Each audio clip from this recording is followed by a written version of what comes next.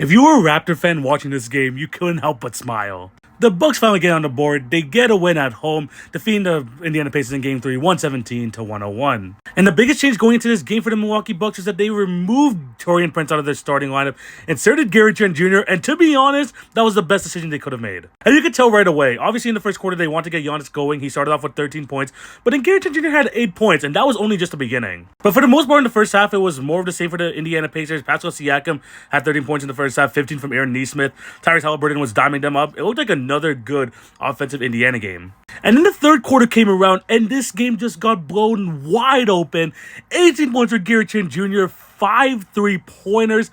This man was hitting everything. He had the crowd hype. And to mix in with Giannis' 11 points getting into the paint, the Bucks just absolutely took over this game, and they didn't look back. And on the Pacers side, they just couldn't get the three-point shot falling. I felt like Tyrese Haliburton, kind of like at points last year in the playoffs, he became timid. He didn't look for a shot enough. And that was like one of my criticisms for him, even throughout the regular season, that we need to see a bit more an aggressive Tyrese Haliburton on the offensive end.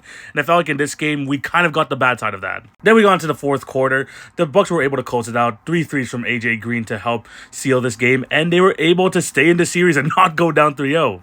Much-needed win for the Bucks. And just like the Timberwolves series versus the Lakers, I think this change in philosophy, especially in the offensive end, really helped to the Bucks' advantage here because they played Kyle Kuzma less minutes, Brook Lopez less minutes, and they have them in because they want to have the defensive presence, and they weren't giving it. So you know what? If you're not going to give us defense, we'd rather have shooting. That's why you saw extended minutes from Bobby Portis at the center position. You had 25 minutes from AJ Green. That's why you wanted to add Gary Trent Jr. to the starting lineup because you just need that offensive burst, and it worked dividends for them. Now the question is, are they going to be able to carry over this offense into the next game? I would hope so. They're still at home, so hopefully they can continue to have this stretch.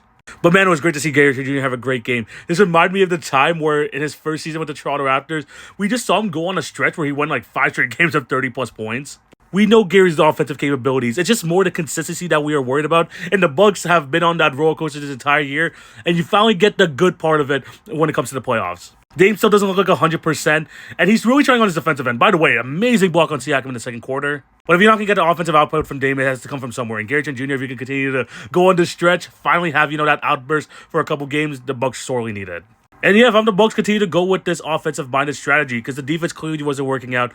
So they're probably the best, off defensive play that's just doing well on offense. I'm not worried about the Pacers. Pascal Siakam still had a great game. You would still want to see more from the others, and hopefully you get a more aggressive Tyrese Haliburton. But for the Bucks' sake, I'm glad that they were able to keep this close. Giannis said before the game, it's like life and death at this point, and they were able to pull out the win. If the Bucks get another win at home, this series is going to get real interesting.